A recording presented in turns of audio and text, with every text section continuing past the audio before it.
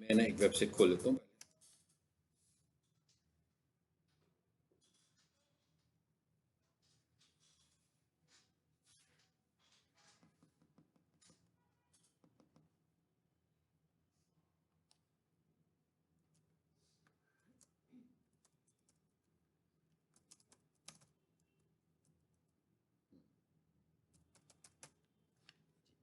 Website का site map क्या होता है?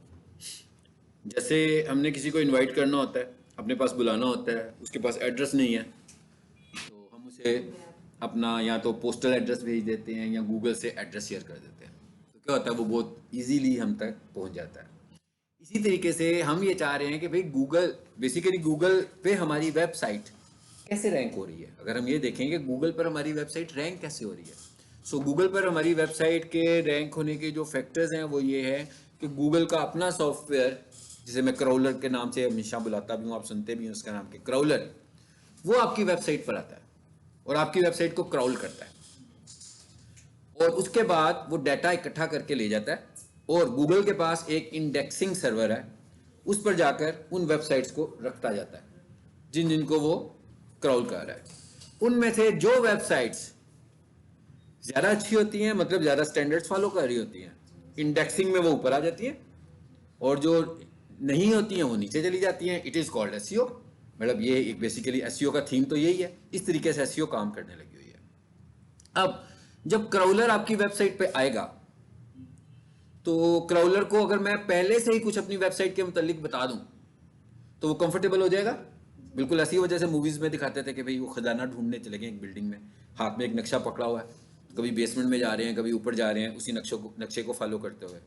तो हम अपनी वेबसाइट का नक्शा जो है ना वो गूगल क्राउलर को देने लगे हैं।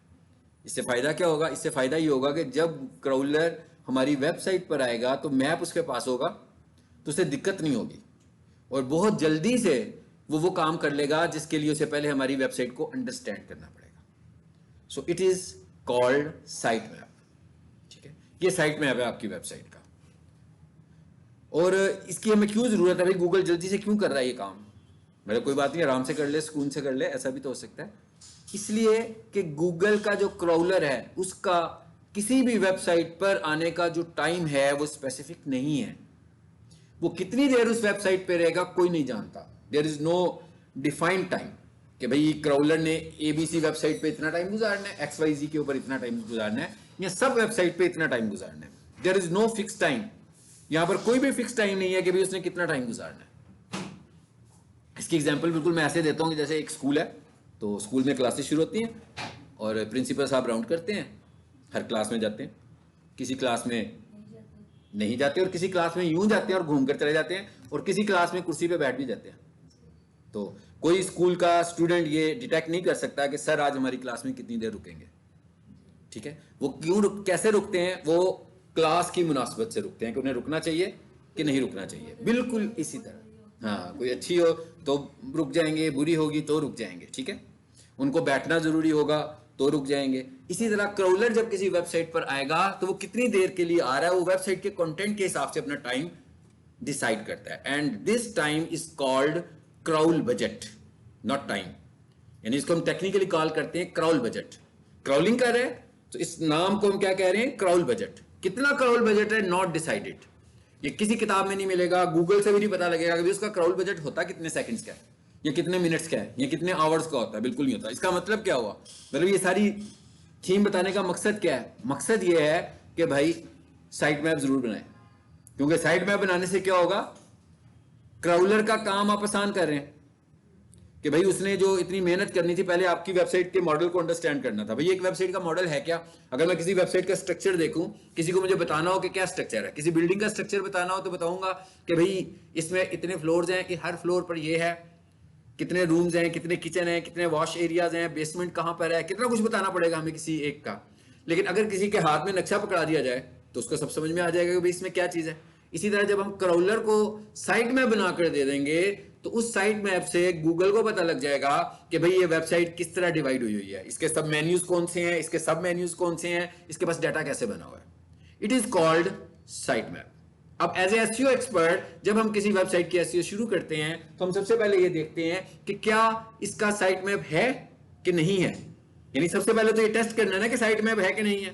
तो हम देख लेते हैं अभी जी कैसे देखना है। सबसे पहले हम क्या कर रहे हैं, हम ये चेक कर रहे हैं कि साइट मैप है कि नहीं है। तो यहां आए और यहां आकर हमने लिख दिया साइट मैप डॉट एक्सएमएल। अब आप देख रहे हैं डॉट एचटीएमएल नहीं है, साइट मैप की जो फाइल है उसकी एक्सटेंशन क्या बन रही है, एक्सएमएल। एक्सएमएल का मतलब होता है एक्सटेंडेड मार्कअप लैंग्वेज। इसको मैं एंटर करता हूं, अब स्क्रीन देखें जरा क्या आ गया हमारे सामने। It's not HTML, not coding, ये एक कोड है जनरेटेड, और ये कोड हमने बनाया भी नहीं है। ये भी मैं बताता हूं ये कोड कैसे बनना है। इस कोड को हमने नहीं समझना कि भाई ये पहली लाइन में क्या लिखा है, दूसरी लाइन में क्या लिखा है, तीसरी लाइन में क्या लिखा है। ये एक कोड है जो क्राउलर अंडरस्टैंड करेगा, उसके लिए हमने बना दिया। इसके लिए हमारे पास डिफरेंट टूल्स हैं बनाने के लिए। पहली बातों में ये पता लग गई कि ये जिस वेबसाइट पे मैं इस वक्त काम कर रहा हूं क्या इसका साइट मैप है कि नहीं है। अगर ना होता तो एरर पेज आ जाता।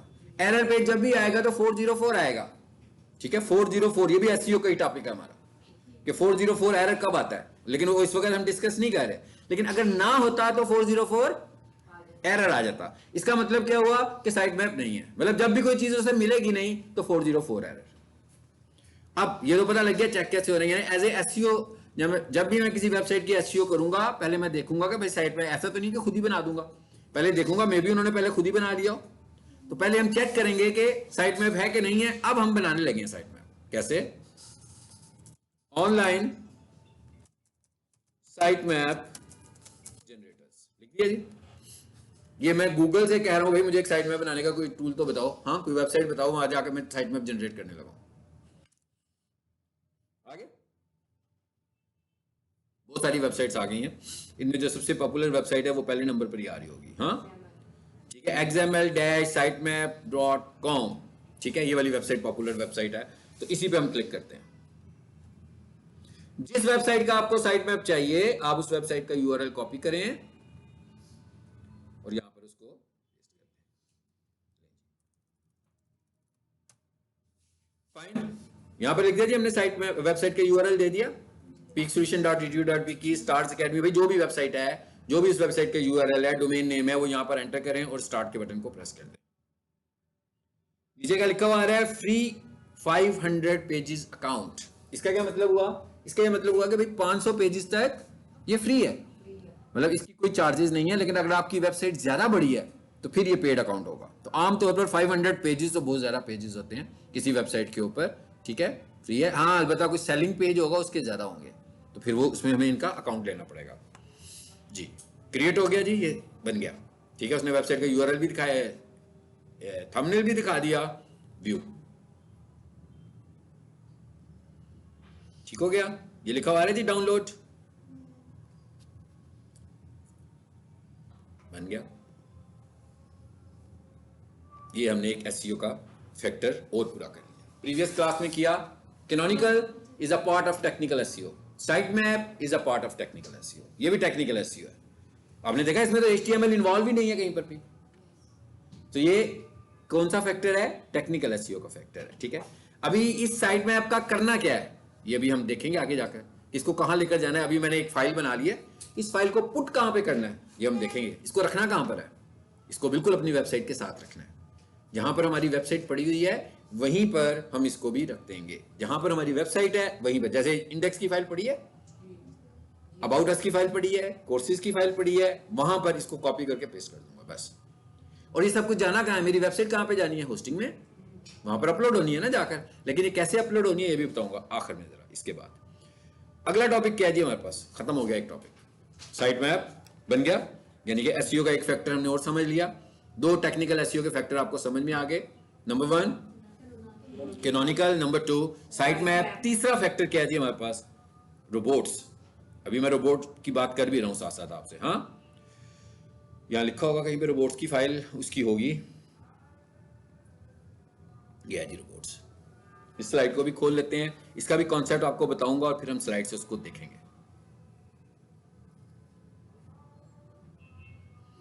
अच्छा अब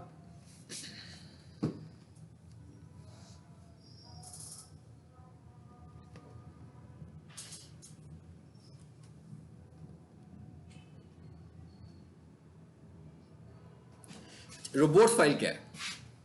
ये बिल्कुल उसी कंटिन्यूटी में बात कर रहे हैं जिसमें भी हमने साइट मैप की बात की है। रोबोट्स फाइल क्या है? रोबोट्स फाइल ये है कि भाई गूगल का क्राउलर यानी गूगल का बॉट आपकी वेबसाइट पे आ रहा है, आपकी वेबसाइट को क्राउल कर रहा है, ठीक है। अब आपकी वेबसाइट में बहुत कंटेंट है। मिसाल के तौर पे मैं ये कहता हूं कि भाई मेरी वेबसाइट है, सो मैंने जो होस्टिंग प्लान लिया हुआ है वो अनलिमिटेड स्पेस का है। तो मैं क्या करता हूँ, मैं लेक्चर रिकॉर्ड करता हूँ जो आप लोगों को पढ़ाता हूँ, तो बैकअप के तौर पर उसको अपनी होस्टिंग पे भी रख देता हूँ। अब इस वीडियो लेक्चर का मेरी वेबसाइट से तो कुछ लेना देना भी नहीं है, बिल्कुल नहीं है ना। आज का लेक्चर रख दिया, फिर इससे पहले वाला भी रख दिया, कल का भी रख दिया, भाई बहुत सारी स्पेस थी, मैंने कहा यूज कर लेता हूँ। टीवीज में मेरे पास स्पेस थी तो मैंने इसमें कुछ अपने पॉपुलर लेक्चर्स रख लिए कि भाई अगर कभी मेरी विंडो करप्ट हो, कुछ भी हो, तो ये लेक्चर मेरे पास मौजूद है। But it is not a part of website. इसका मतलब क्या हुआ कि क्राउलर जब आएगा तो उसको तो ये वीडियोस भी मिलेंगी, वो भी इसको पार्ट ही समझेगा ना। रोबोट्स फाइल में हम ये बताते हैं, रोबोट्स फाइल में हम रूल्स डिफाइन करते हैं कि भाई क्या तुमने क्राउल करने और क्या क्राउल नहीं करना। और अगर ये रूल्स डिफाइन नहीं हुए होंगे तो क्या होगा, फिर वही प्रॉब्लम, सब कुछ ही क्राउल होना शुरू हो जाएगा। और जब सब कुछ क्राउल होना शुरू हो जाएगा तो ऐसा भी हो सकता है कि क्राउल बजट खत्म हो जाए और असल चीज क्राउल ही ना हुई हो अभी जो हम करवाना चाहते थे एक्चुअली।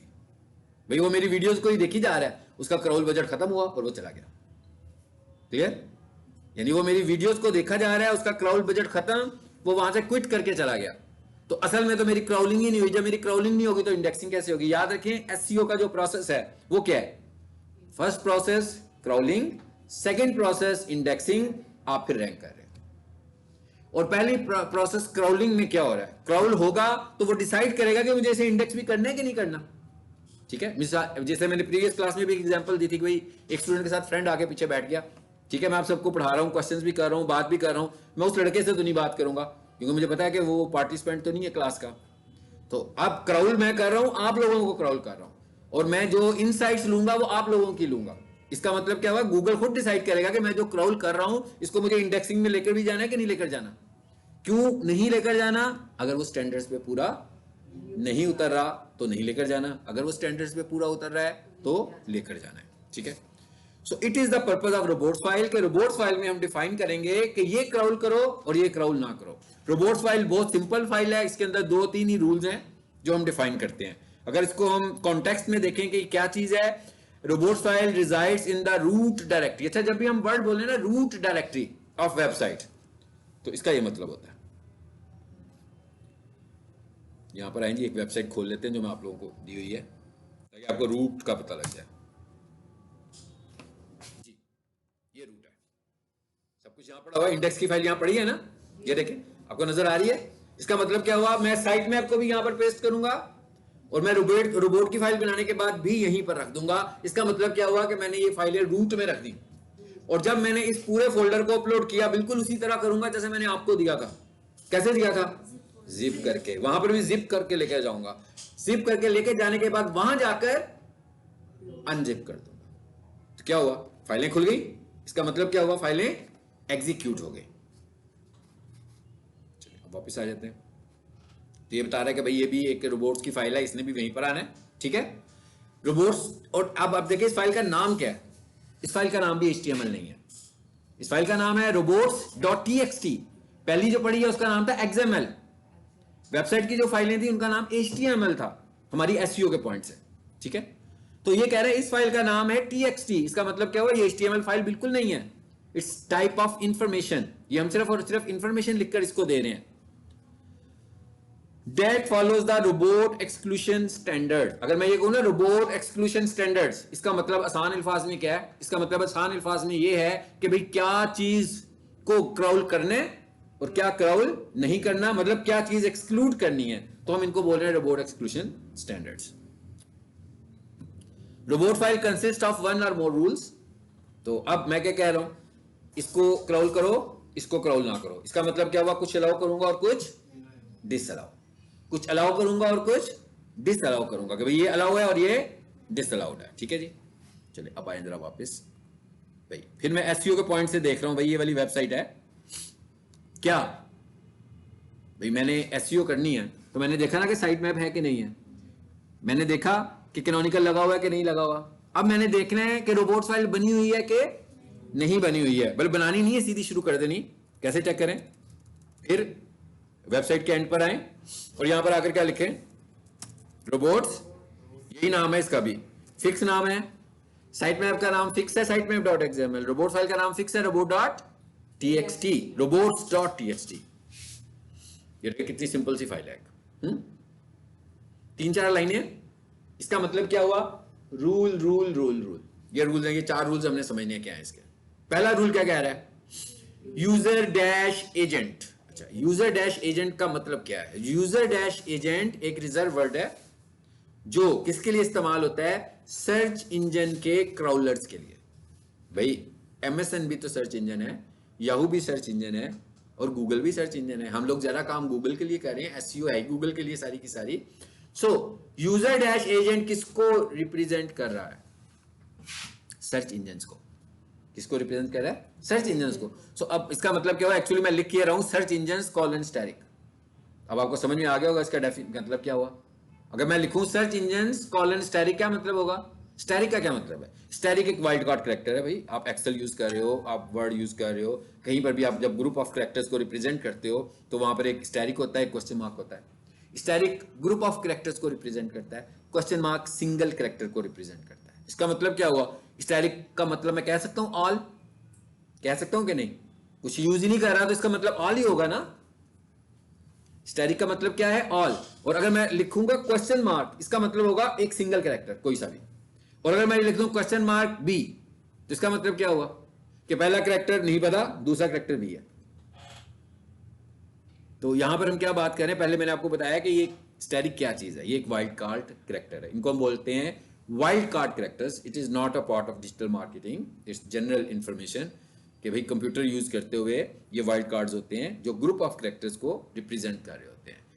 क्वेश्चन मार्क एक कैरेक्टर को रिप्रेजेंट करता है, स्टैटिक ग्रुप को रिप्रेजेंट करते हैं। तो जब मैंने ये कहा, अभी मैं यूजर एजेंट नहीं बोल रहा, मैं कह रहा हूं यूजर एजेंट किसकी जगह पर है? सर्च इंजन की जगह पर है। तो अगर मैं कह दूं सर्च इंजन कॉलन स्टैटिक, मतलब क्या कह रहा हूं मैं? क्या कह रहा हूं? Colon static. इसका क्या मतलब हुआ? Search engine colon static. Google का सर्च इंजन, याहू का सर्च इंजन, एमएसएन का सर्च इंजन और बड़ी ब्ला ब्ला ब्ला जितने हैं बहुत सारे हैं। जब मैंने स्टैटिक लगा दिया तो इसका मतलब क्या हुआ? सारे सर्च इंजन। ठीक है, इसका मतलब क्या हुआ? मैं सबको कह रहा हूं भाई मेरी वेबसाइट को क्रॉल करो। आमतौर पर हम सभी को कहेंगे, ऐसा तो मैं तो नहीं चाहूंगा ना कि भाई गूगल पर हो जाए और एमएसएन पे ना हो। मैं तो कहूंगा सबको करो। अब यहां पर सर्च इंजन नहीं यूज करना, क्या यूज करना है? User dash agent. User dash agent का मतलब क्या है? Search engine. सर्च इंजन और ऑल, किसके ऑल कहां पर आ रहा है? स्टैटिक में आ रहा है। तो मैं कह रहा हूं कि भाई जितने भी सर्च इंजन हैं सब मेरी वेबसाइट को क्रॉल कर सकते हो। तो अलाउ कर दिया।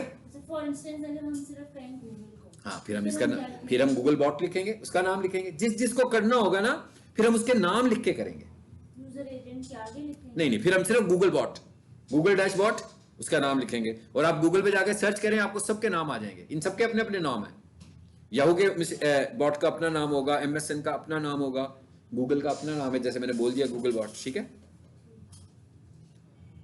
पहला रूल हो गया। क्या रूल है पहला? कि अलाउ करवा दिया सारे सर्च इंजन्स को। ठीक है। नंबर 2, दूसरा रूल क्या है? अलाउ। अलाउ का मतलब अलाउ कर रहा हूं भाई, इसको अलाउ कर रहा हूं। क्या अलाउ करो? आप देख रहे हैं मैंने क्या अलाउ लिखा हुआ है? मैंने कुछ भी नहीं लिखा, नहीं लिखा ना। मैंने नहीं लिखा कि किसको अलाउ कर रहा हूं, मैंने लिखा अलाउ कॉलन। इसका मतलब यह हुआ कि सबको अलाउ करो। कुछ मेंशन ही नहीं कर रहा कि भाई ये वाली फाइल, ये वाली फोल्डर। इसका मतलब क्या हुआ? सब। मगर उसके नीचे वाली लाइन में मैंने क्या लिखा? डिसअलाउ लिख दिया। इसका क्या मतलब हुआ? कि मैं इसको डिसअलाउ कर रहा हूं। किसको डिसअलाउ कर रहा हूं? ये एक फोल्डर है, ये आमतौर पर होस्टिंग में एक फोल्डर बना होता है जिसका नाम होता है CGI bin। ये होस्टिंग का फोल्डर होता है। जैसे आप विंडो यूज करते हैं ना तो उसके बैक एंड पे डॉस होती है, तो उसकी अपनी कुछ डायरेक्टरीज बनी होती हैं। इसी तरीके से इसकी अपनी ये एक फोल्डर बना हुआ है ऑटोमेटिक। जब आप होस्टिंग खरीदोगे उसमें CGI bin खुद ही होगा। तो जब मेरी वेबसाइट क्राउल हो तो ये तो होस्टिंग का फोल्डर है ना, इसका मेरी वेबसाइट से तो कुछ लेना देना ही नहीं है। सो मैंने कहा कि भाई इसको क्राउल नहीं करो। अब फॉर एग्जाम्पल मैं सारे को कॉपी करता हूं, यहां ले आते हैं जरा। आप समझिए मैं बना रहा हूं अब रोबोट्स की फाइल, ठीक है? ठीक है जी। पहला आ गया user dash agent colon static, फिर मैंने लिख दिया भाई ये क्या हुआ, टेक्स्ट पूरे नहीं आए कि नजर पूरे नहीं आ रहे? नजर पूरे नहीं आ रहे मेरा ख्याल है, ऐसे ही है ना? अब ठीक हो गया।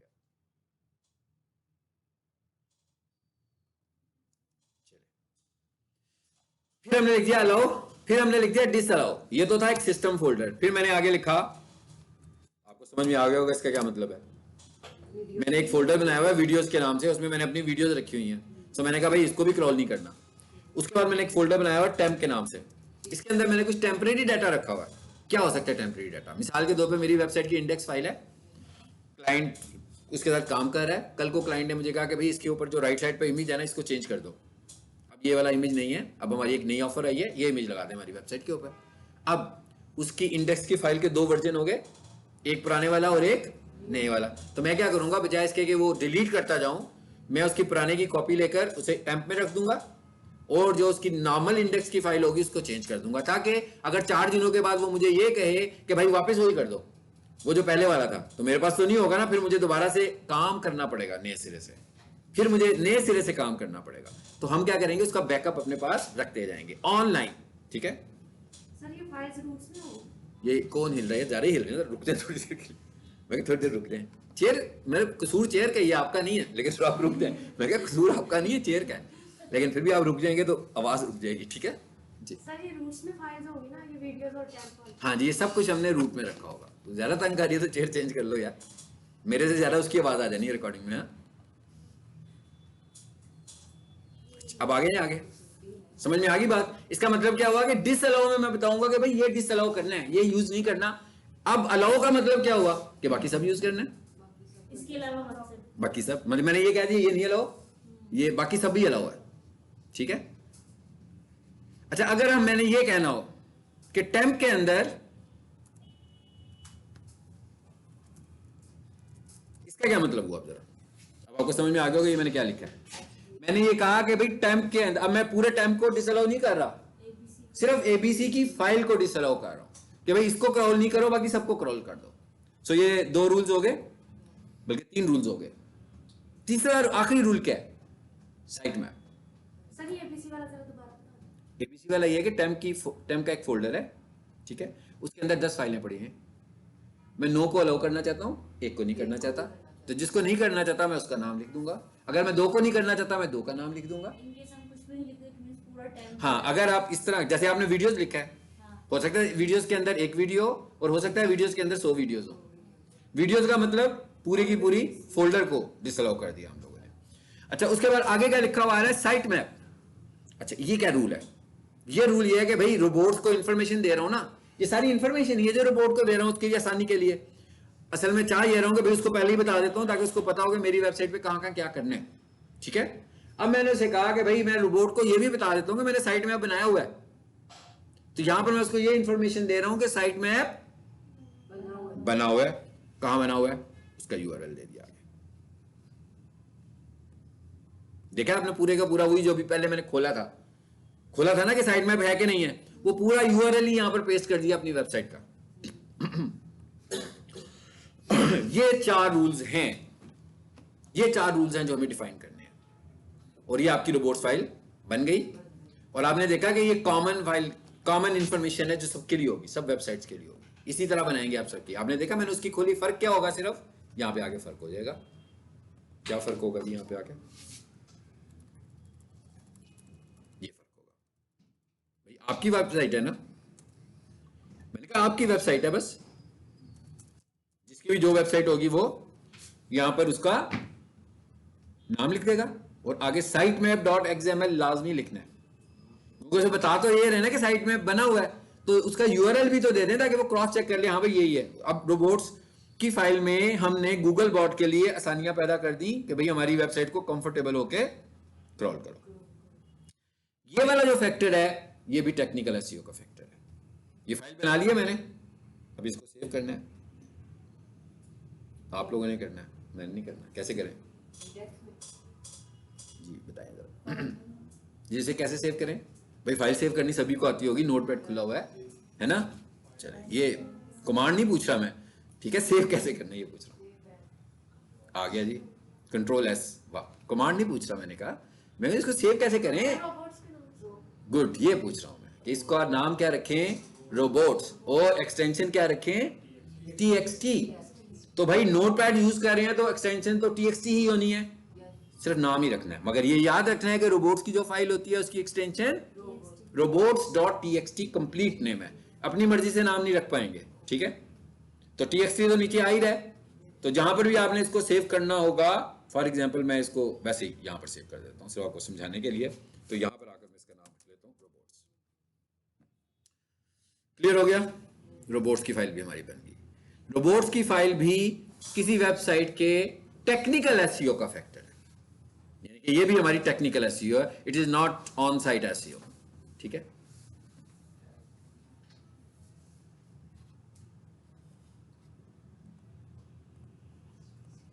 चलिए जब आ जाते हैं वापस जरा, दो चीजें हमने पढ़ ली हैं। अभी मैंने आपको सर्च कंसोल पढ़ाना है, लेकिन सर्च कंसोल जो है ना वो मोबाइल डाटा पे नहीं चलेगा, वो अगली क्लास में ना मैं देखूंगा कोई और इंटरनेट यूज करेंगे। हमने जब किसी वेबसाइट को खोलना होता है ना, होस्टिंग अकाउंट को, होस्टिंग अकाउंट पे वो सिक्योरिटी इंप्लीमेंट हुई होती है, तो जब हम खासतौर पर यूफोन का डाटा यूज कर रहे होते हैं तो उसमें आईपी एड्रेस आपका बार बार चेंज होता है।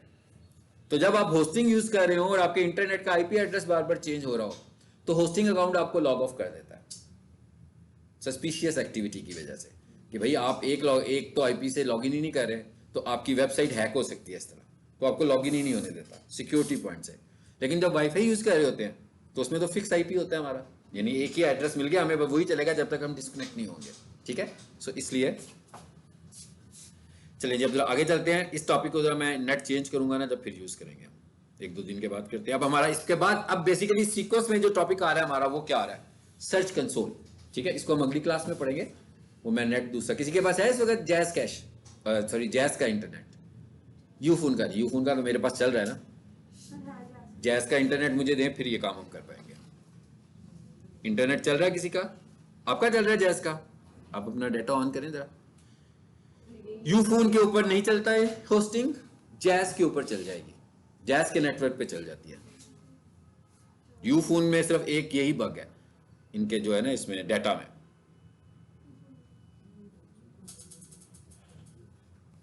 आप डाटा ऑन करें जरा अपना और फिर मुझे बताएं।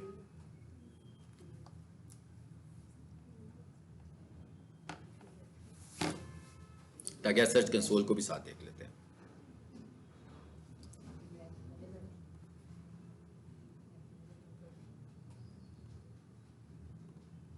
खुल गया,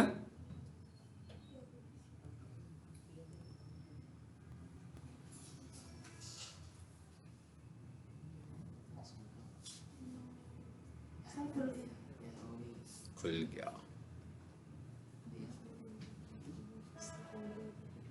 जी, अभी मेरे पास नहीं आया।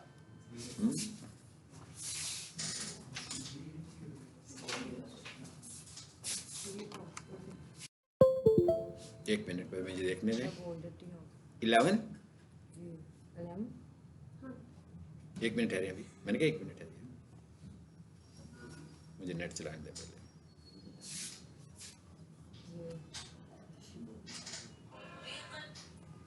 क्या हो गया भैया, पीछे से कुछ एक्टिविटी ज्यादा हो रही है, हाँ? कोई स्कूल के क्लासरूम वाली एक्टिविटी है, प्रोफेशनल क्लास वाली एक्टिविटी नहीं हो रही।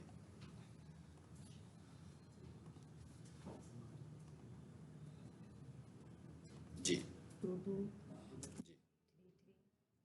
4 4 5 5 हो गया। जी। चलो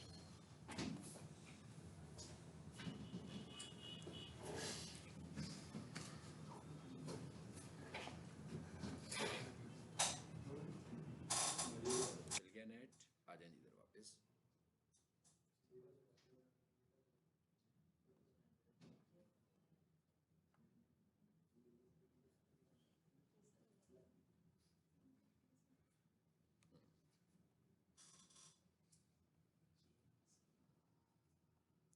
अच्छा जी, गूगल सर्च कंसोल क्या चीज है?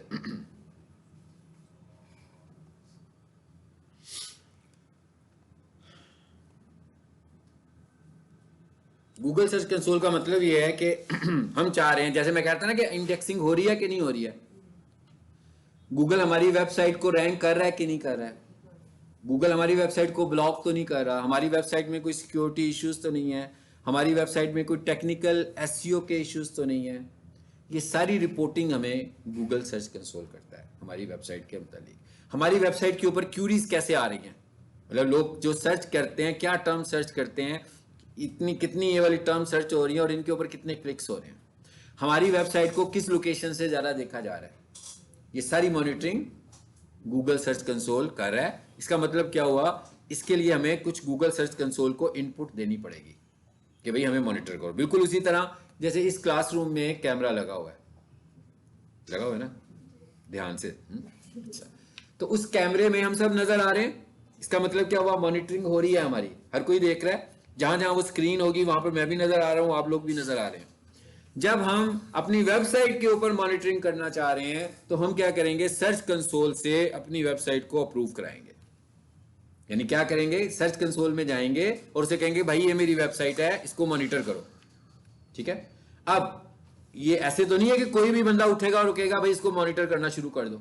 मिसाल के तौर पर मैं अभी कहूं भाई पीक सोल्यूशन की वेबसाइट को, जीमेल तो मेरा खुला हुआ है, तो मैंने कहा भाई पीक सोल्यूशन की वेबसाइट को मॉनिटर करो, तो वो मॉनिटरिंग तो मेरे पास आ जाएगी ना फिर उसकी।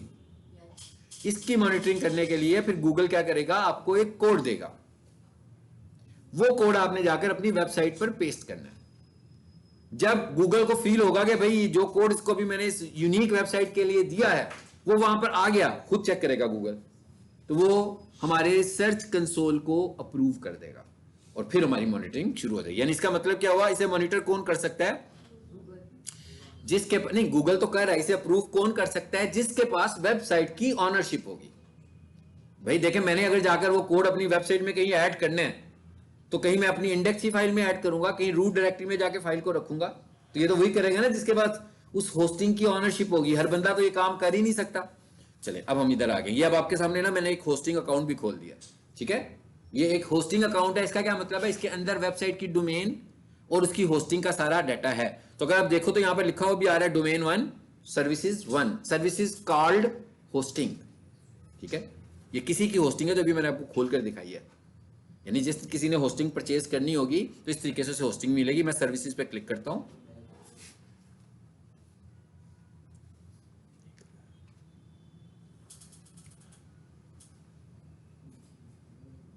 जी आ गए यहां पे, ये होस्टिंग हमें नजर भी आ रही है और ये एक्टिव का बटन नजर आ रहा है, इस पर डबल क्लिक करते हैं।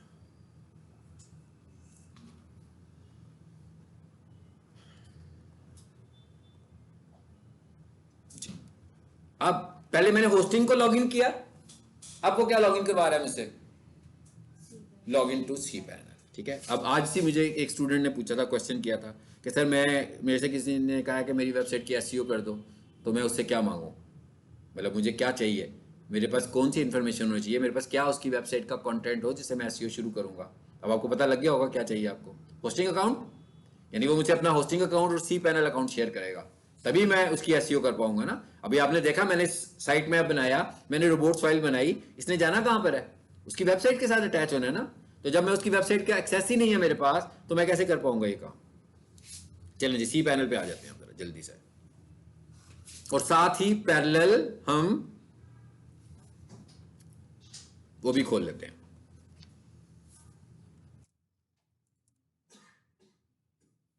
गूगल स्क्रीन पर देखें जी, मैंने क्या लिखा, गूगल सर्च कंसोल आ गया सामने, एक टूल आ गया हमारे पास गूगल सर्च कंसोल के नाम से। चलें जिस पे क्लिक कीजिए, यहां से ना एक अकाउंट वैसे और खोल लेते हैं एहतियातन, क्यों खोल रहा हूं मैं भी आपको बताता हूं, इसे भी खोल लेते हैं। ये स्टार्ट का बटन आ गया, ये भाई मैंने गूगल पे जाके सर्च किया, गूगल सर्च कंसोल सामने आ गया, स्टार्ट पे गए, ये स्क्रीन हमें नजर आएगी। यहां पर सबसे पहले देखे क्या लिखा हुआ आ रहा है, भाई क्या कर रहे हैं, समझ आया सबको, टेक्निकल एसईओ का फैक्टर है ये भी, अपनी वेबसाइट को गूगल से अप्रूव कराना, ये देख रहे हैं हम। जब आप अपनी वेबसाइट को गूगल के पास ले जाओगे, वेरीफाई करवा लोगे, तो फिर गूगल आपकी वेबसाइट के सारे इनसाइट्स आपको दिखाएगा, एनालिसिस दिखाएगा, ताकि हम उसमें कुछ इंप्रूवमेंट्स ला सकते हैं। यहां पर दो ऑप्शंस हमारे पास आ रही हैं। Number 1 domain level, domain, number 2 URL. भाई हमारे पास एक वेबसाइट है abc.com। उस वेबसाइट के अंदर सब डोमेन्स भी बनाई जा सकती है। ये भी हमने कॉन्सेप्ट एसईओ के शुरू में पढ़ा था कि भाई जितनी मर्जी सब डोमेन्स बना लो। अब डोमेन लेवल पर जब हम अप्रूवल करवाएंगे, यानी जब हम डोमेन लेवल पर अपना सर्च कंसोल क्रिएट करवाएंगे, जब हम डोमेन लेवल पर अपना सर्च कंसोल अप्रूव कराएंगे, सो सब डोमेन्स को अप्रूव कराने की जरूरत नहीं है, बल्कि सिर्फ डोमेन को करा लिया, उसके अंदर जितनी भी सब डोमेन्स हैं ऑटोमेटिकली सारी सब अप्रूव हो जाएंगी। मगर डोमेन लेवल अप्रूवल के लिए हमें होस्टिंग कंपनी से इंटरेक्शन भी जरूरत पड़ेगी। ठीक है, आपकी वेबसाइट का एक आईपी एड्रेस है, जो कि जब ये काम होगा तो उसका आईपी एड्रेस चेंज हो जाएगा। इसका मतलब क्या होगा कि जब ये प्रोसेस हम कर रहे होंगे, हम कंपनी को भी ईमेल करेंगे कि भाई ये काम हम कर रहे हैं, तो वो कहेंगे भाई इट्स ओके, 24 to 48 आवर्स लगेंगे, और इस टाइम पर आपकी वेबसाइट डाउन भी होगी। वेबसाइट डाउन होने का मतलब क्या होता है कि भाई नहीं चलेगी, इनएक्टिव रहेगी, हालांकि सब कुछ है आपका, लेकिन वो वेबसाइट डाउन रहेगी, फिर वो एक्टिव हो जाएगी। दूसरा तरीका क्या है? दूसरा तरीका ये है कि यूआरएल लेवल। भाई मेरे पास एक वेबसाइट है abc.com, उसके अंदर 3 सब डोमेन्स हैं, टोटल 4 वेबसाइट्स हो गई मेरी। तो मैंने जिसका भी सर्च कंसोल अप्रूव करवाना होगा, मैं यूआरएल लेवल पर एक एक करके ऐड करूंगा। इसका फायदा क्या होगा? इसका फायदा ये होगा कि भाई टोटल मेरे कंट्रोल में है, इसमें कंपनी का कोई इन्वॉल्व नहीं है। मैंने खुद बनाया, खुद रिमूव किया, जितनी दफा मर्जी, जैसे मैं अभी बनाने लगाऊं, आपको पढ़ाने लगाऊं तो बनाऊंगा, जब आपकी क्लास खत्म होगी रिमूव कर दूंगा। यानी टोटल कंट्रोल मेरे पास है, इस वेबसाइट पे इसका कोई इफेक्ट नहीं पड़ेगा। ठीक है, नो डाउट मैं उसकी वेबसाइट पे तो कुछ नहीं करूंगा ना, उसके अंदर ही शायद कोई सब डोमेन पे काम करें हम, लेकिन जब मैं चाहूंगा तो डिलीट कर दूंगा, जब मैं बनाना चाहूंगा तो मेरी मर्जी से बनेगा। डोमेन लेवल पर जब मैं बनाना चाहूंगा तो मुझे कंपनी को इंटीमेट करना पड़ेगा कि मैं ये काम कर रहा हूं, फिर वो 24 to 48 आवर्स लेकर ये अप्रूव करेंगे। इसलिए हम कौन से वाला बनाते हैं? URL level. ठीक है, जरा कैसे बनना है? इस वेबसाइट का नाम भी कुछ आ रहा था यहाँ पे शुरू में, शायद क्या नाम आ रहा था, ifzalacademia.com। चलिए जिस पे क्लिक करें, जरा देखते हैं क्या खुलता है। ये एक वेबसाइट खुल गई है, जो भी इसमें पड़ा होगा, कुछ भी नहीं पड़ा होगा इसमें, जस्ट डोमेन ही है। इसे कॉपी किया मैंने और यहाँ पे लाकर इसको पेस्ट कर दिया। ठीक है, समझ में आ रहा है मैं बात क्या कर रहा हूँ? क्लियर हो रहा है ना? ये ऐसी चीजें आप घर जाके प्रैक्टिस नहीं कर सकते। ये देखा ना आपने, मैंने किसी का अकाउंट खोला है, तो आपके पास तो होस्टिंग नहीं है, तो आप ये वाली प्रैक्टिस तो नहीं कर पाएंगे ना उसके ऊपर। ये प्रैक्टिस प्योर घूमेगी वीडियो के इर्द गिर्द। ठीक है, हाँ, वीडियो से स्क्रीनशॉट लेके डॉक्यूमेंट कर लें आप कि हमने क्या किया था, स्टेप 1, स्टेप 2, स्टेप 3। ठीक है, क्योंकि इसकी आप प्रैक्टिस नहीं कर पाएंगे। बहुत सारी चीजों का मैं आपको एक्सेस देता हूँ अपना ना, जो मेरे कंट्रोल में होती हैं। जैसे ऐड अकाउंट था हमारा, आप लोग मेरा ऐड अकाउंट यूज करते थे, लेकिन ये वाला हम किसी को नहीं दे सकते ना जी। क्या है स्क्रीन पे हमारे पास? आपको समझ में आ गया क्या कह रहा है वो? क्या कह रहा है? कहता है भाई आप ऑनर भी हो, कैसी लगे हुए हो? हाँ, जरा मुझे बताओ तो सही, आप इसके ऑनर हो कैसे? बताओ।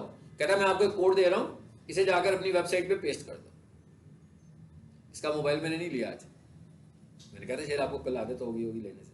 मैं क्या आज नहीं लिया ना मोबाइल आपका, ले लूं?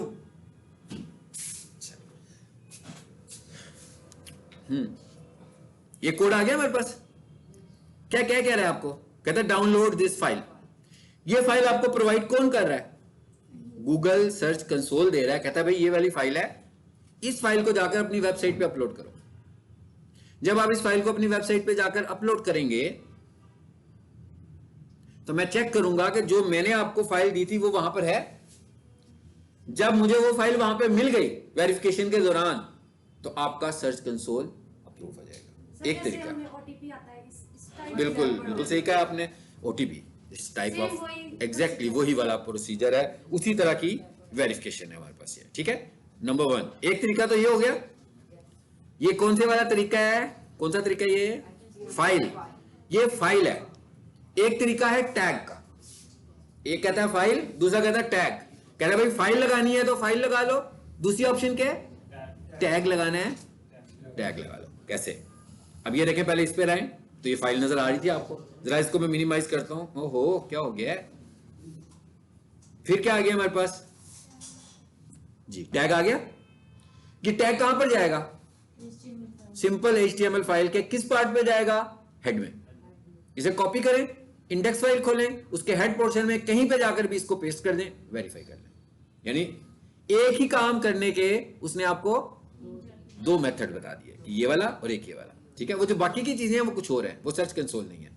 यानी एक तरीका है डाउनलोड, एक तरीका है कॉपी कर लो, आप जिसमें कंफर्टेबल है। और अभी मेरी वेबसाइट अपलोड नहीं हो रही तो इसका मतलब क्या हुआ? वेरीफाई भी नहीं होगी। क्या ख्याल है? ऑफलाइन रख के वेरीफाई तो नहीं कराया जा सकता वेबसाइट को। वेबसाइट को बाकी के सारे काम हो सकते हैं, साइट मैप बन गया, इंडेक्स फाइल बन गई, हर चीज बन गई, ऑफलाइन सब काम कर रहे हैं, मगर वेबसाइट वेरिफिकेशन तब होगी जब अब मैं अपनी वेबसाइट को होस्टिंग में जाकर अपलोड करूंगा, अदरवाइज हो ही नहीं सकती है। ठीक है, सो इसका मतलब है ये काम मैं उस वक्त करूंगा फाइनली। अब मैं क्या करूं फिर इसको? भाई कॉपी वाला कर ले, डाउनलोड वाला कर लेते हैं जी। क्या करें? इस पर क्लिक करें। अब रिकॉग्नाइज करना है। मिसाल के तौर पे कोई बंदा आपको ये फाइल दिखाए, ठीक है, ये MCQ बन सकता है कि ये फाइल दिखाई जाए और आपसे पूछा जाए कि भाई ये किसकी फाइल है, ये कौन सी फाइल है, तो आपको फौरन इसको रिकॉग्नाइज कर लेना है कि भाई ये सर्च कंसोल अप्रूवल फाइल है। इसकी पहचान क्या है? आप देख रहे हैं सर्च कंसोल अप्रूव करवा रहे हैं ना अपना, पहचान क्या है इसकी? गूगल लिखा हुआ है और उसके आगे नंबर और कैरेक्टर्स आ रहे हैं। इस तरह की कोई भी मैं किसी और का बनाऊंगा वो भी ऐसी होगी, उसके सामने भी पहले गूगल ही लिखा होगा और आगे कोई और कैरेक्टर्स और नंबर्स होंगे। सो इसका मतलब क्या होगा? अगर आपको ये फाइल दिखाई जाए और पूछा जाए भाई ये कौन सी फाइल है, तो आपको फौरन इसे रिकॉग्नाइज कर लेना है जो गूगल से शुरू हो रही होगी कि ये सर्च कंसोल अप्रूवल फाइल है। ठीक है, ये डाउनलोड हो चुकी है, हो गई। अब मैंने क्या करना है? इस वेबसाइट को अपनी होस्टिंग में अपलोड करना है। अब जरा थोड़ा सा और समझते हैं कुछ। आ जाइए सी पैनल में आगे।